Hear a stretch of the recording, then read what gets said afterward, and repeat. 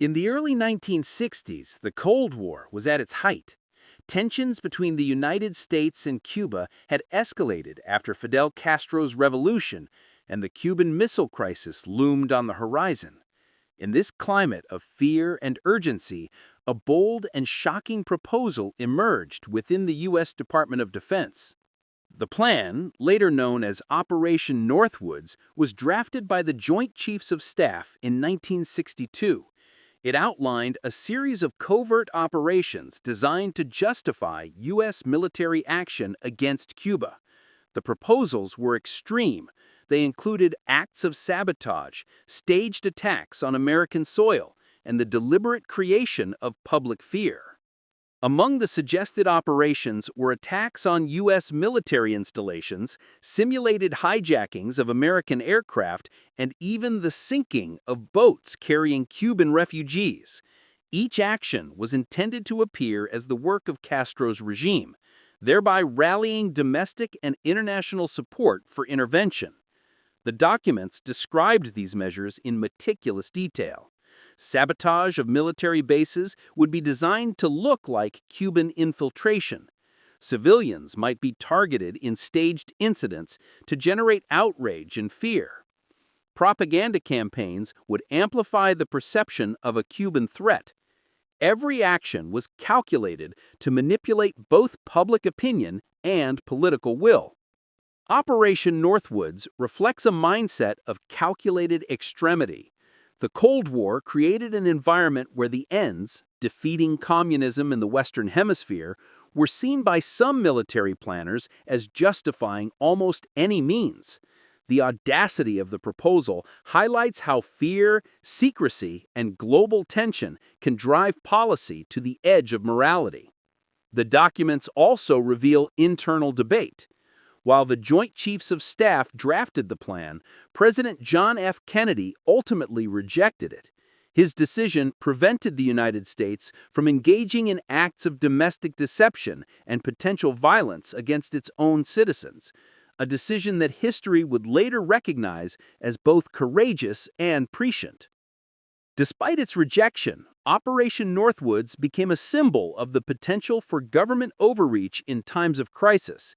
It demonstrates how intelligence agencies and military planners may propose extreme solutions when national security is perceived to be at stake, even if those solutions would violate the public trust. For decades, Operation Northwoods remained classified, its details largely unknown to the public. It was only in the 1990s, with the declassification of documents through the Freedom of Information Act, that the full scope of the plan became widely known. Researchers, journalists, and the public were shocked by the level of detail and the audacity of the proposals. Operation Northwoods is a chilling reminder of the tension between security and ethics. It asks the question that resonates beyond its Cold War context. How far can a government go to achieve a strategic objective, and at what cost to the principles it claims to defend? Internal discussions surrounding Operation Northwoods revealed the extraordinary tension between strategy and morality. Within the Pentagon, military planners debated the feasibility of the proposals with a level of precision that was both meticulous and chilling. Every hypothetical attack, every staged incident was considered with an eye toward plausibility, impact, and public perception. Some officers argued that extreme measures were necessary. They believed that only dramatic action could provoke the political and public support needed for an intervention in Cuba. They calculated the potential fallout, assessing which operations would maximize outrage against Castro while minimizing risk to U.S. forces. The planning was detailed and methodical, demonstrating both the ambition and audacity of those involved. Yet others raised concerns. Targeting civilians, even in a staged scenario, was ethically troubling. Some questioned whether manipulating public perception through false flag operations could erode trust in the government itself. There were worries that such actions, if exposed, could trigger political scandal, domestic unrest, or even international condemnation. Ultimately, the debate reached the Oval Office. President John F. Kennedy reviewed the proposals with advisors and made a decisive judgment. He rejected the plan, refusing to allow the United States to carry out operations that would harm its own citizens or manipulate them in pursuit of a military objective. Kennedy's decision underscored a recognition that national security could not justify violations of moral and democratic principles. Despite its rejection, Operation Northwoods left a lasting impression within the military and intelligence community. It became a reference point for discussions on covert operations, the limits of acceptable risk, and the ethical boundaries of government action. Planners would continue to explore strategies to influence perception and public opinion, but Northwoods itself remained a stark lesson in extremity. The declassification of Northwoods in the 1990s shocked historians and the public. Researchers pored onto the documents, noting the extraordinary level of detail, the audacity of the proposed actions, and the chilling implications of a plan that envisioned attacks on U.S. soil. It became a case study in government overreach, Cold War paranoia, and the complex interplay between strategy, secrecy, and morality. Operation Northwoods also highlights the human dimension of policymaking. Behind the documents were individuals grappling with fear, ambition, and responsibility. Military planners approached their work analytically, yet the potential consequences of their proposals were profound, involving life, death, and the public trust. Kennedy's rejection reminds us that even in periods of intense geopolitical pressure, ethical judgment can and must prevail. In the broader context, Northwoods serves as a cautionary tale. It illustrates how governments, under pressure, can conceive plans that stretch the limits of legality, ethics, and human decency. It reminds us that vigilance, transparency, and accountability are necessary safeguards against the misuse of power. Even decades later, Operation Northwoods continues to resonate. It is cited in discussions about covert operations, false flag strategies, and the delicate balance between national security and democratic principles. The story challenges us to consider what might have happened had the plan been approved and how different history could have been. The proposals within Operation Northwoods were detailed, calculated, and designed to manipulate perception. Among the most striking were ideas to stage acts of terrorism on U.S. soil, intended to appear as though they were perpetrated by Cuban agents. The sheer audacity of the suggestions reveals a mindset willing to consider extreme measures to achieve strategic goals. One proposal involved the destruction of American aircraft, either in flight or on the ground. The plan envisioned using remote-controlled or sabotaged planes to create the appearance of Cuban aggression.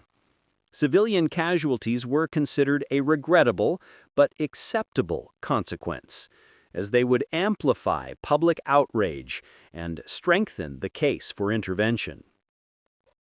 Another scenario involved sinking boats carrying Cuban refugees. This was intended to create international sympathy and depict Castro's regime as ruthless.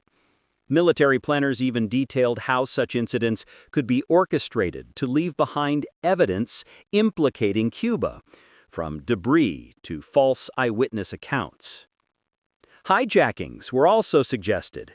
The Joint Chiefs of Staff considered staging the hijacking of U.S. airliners and other vessels, ensuring that the incidents appeared to originate from Cuban operatives.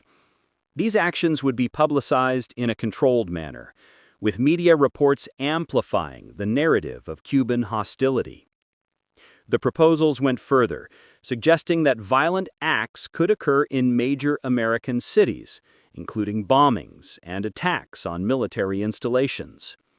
Each operation was designed to appear external in origin, diverting suspicion from the U.S. government while creating a climate of fear and urgency. Planners even calculated which locations would maximize psychological impact, demonstrating the cold precision behind the audacity. The documents also outlined methods for creating credible evidence to support the false flag operations. Military intelligence teams would fabricate reports, manipulate media coverage, and provide eyewitness testimony if necessary.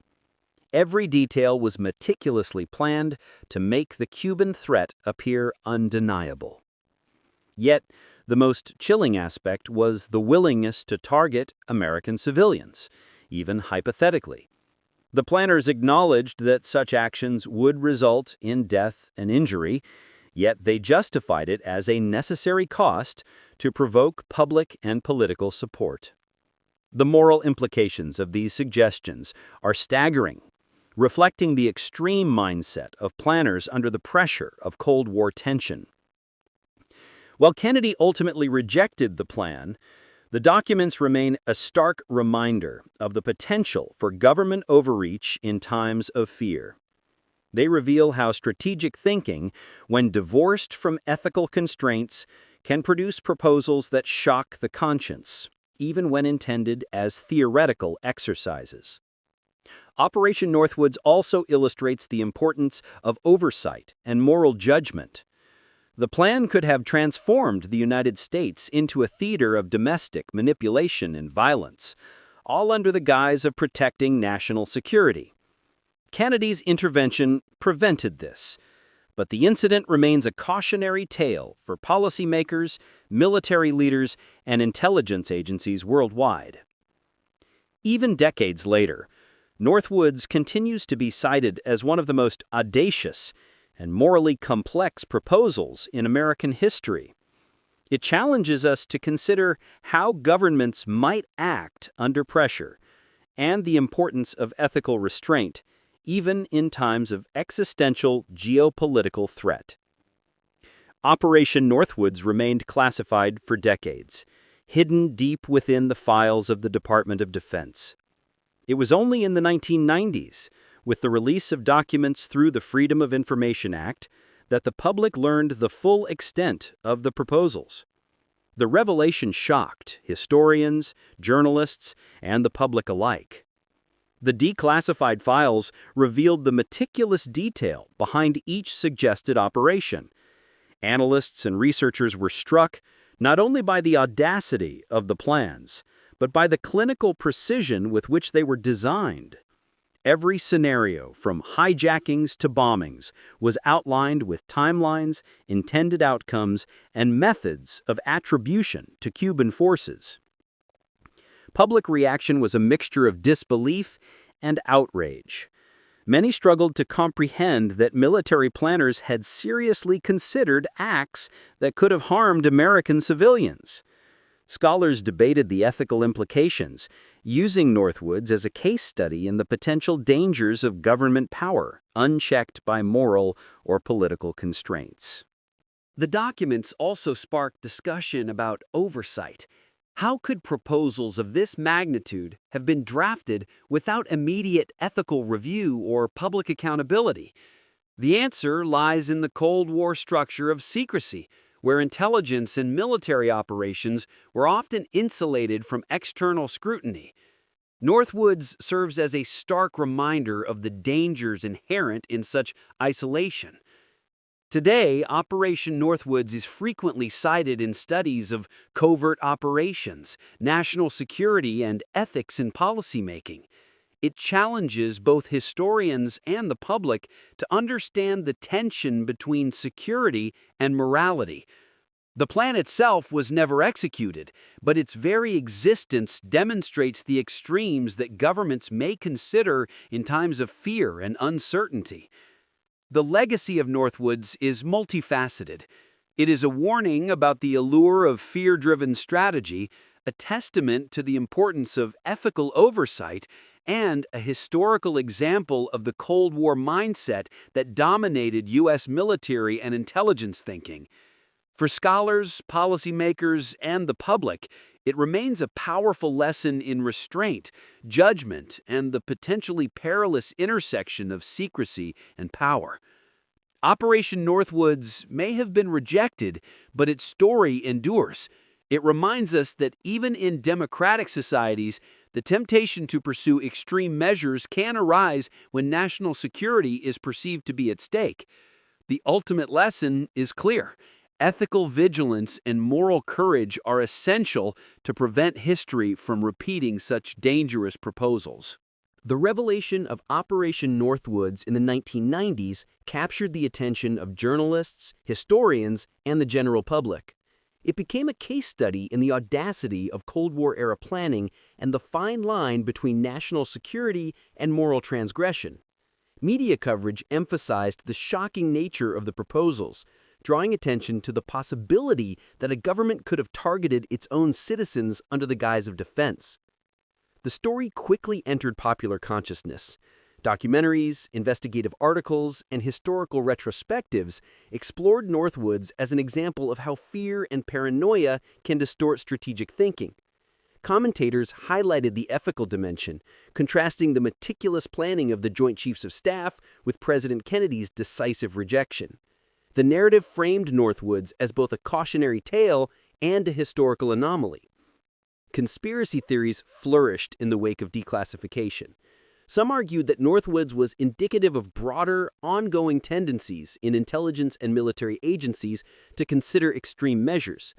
Others speculated that while the plan was officially rejected, aspects may have been implemented in other contexts or influenced subsequent covert operations. These theories fed into larger discussions about secrecy, government overreach, and public trust. Historians and ethicists have used Northwoods to examine the ethical responsibilities of military and intelligence planners. It highlights how strategic goals can be pursued at the expense of moral consideration and underscores the critical role of oversight, judgment, and leadership. Kennedy's decision is often cited as an example of moral courage, preventing the United States from engaging in actions that could have caused domestic harm and long-lasting political consequences. Northwoods also influenced broader discussions on public perception and the use of deception in policy.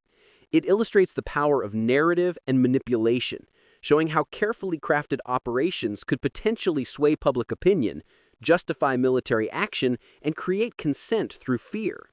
The implications extend beyond the Cold War, serving as a reference point in debates over transparency, media influence, and the balance of power in democratic societies. The incident continues to resonate because it is not just a story about Cold War strategy, it is a story about human judgment, ethical responsibility, and the potential consequences of unchecked authority. It reminds us that even in times of perceived existential threat, decisions about morality, legality, and public trust are paramount. Operation Northwoods remains a symbol of both audacity and restraint. The audacity lies in the extreme measures proposed, the precision with which they were planned, and the willingness to consider them seriously. The restraint is embodied in the decision to reject the plan, preserving the ethical boundaries of governance and preventing potential domestic catastrophe. Decades later, the story of Northwoods continues to captivate audiences. It is analyzed, debated, and revisited not just as a historical curiosity, but as a lesson in the dangers of fear-driven policy and the enduring importance of ethical oversight. It is a story of secrecy, ambition, and moral courage, a reminder that the choices of a few individuals can have profound consequences for society as a whole. The legacy of Operation Northwoods extends far beyond the Cold War. While the plan itself was never executed, its existence has had a lasting impact on military planning, intelligence oversight, and public awareness of government secrecy. Scholars often cite Northwoods when discussing the ethical boundaries of covert operations, illustrating how strategic objectives can clash with moral imperatives. One enduring lesson is the importance of leadership and judgment. President Kennedy's rejection of the plan demonstrates the critical role of ethical oversight in government decision-making. It highlights that even in moments of extreme geopolitical pressure, Moral courage can prevent catastrophic choices.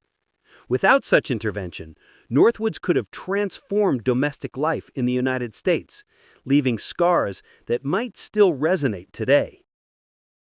Operation Northwoods also influenced popular and academic discussions about government transparency. Its declassification sparked debates over what else might remain hidden, fueling public curiosity and skepticism. It serves as a reminder that democratic societies must maintain vigilance over those entrusted with power, ensuring that secrecy does not become a tool for potential abuse. The story has also permeated popular culture. Documentaries, books, and investigative journalism pieces frequently reference Northwoods alongside other Cold War-era plots and conspiracies.